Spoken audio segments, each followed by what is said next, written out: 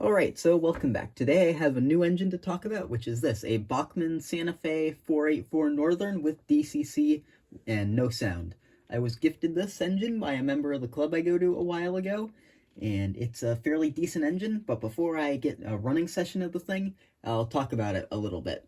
These Northerns were mostly used for freight service and occasional passenger service. Yeah, there's not much more to it than that. I'm going to be using it mostly for 50s era freight trains and stuff like that. However, with this particular model, there are a few flaws.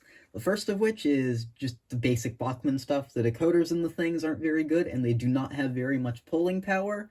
And it struggled to pull about a 10-foot train at the club I go to, and I filmed the running session clips of this before I actually did the intro. And I will also say there's not that much running trains in the video. However, I will get to that.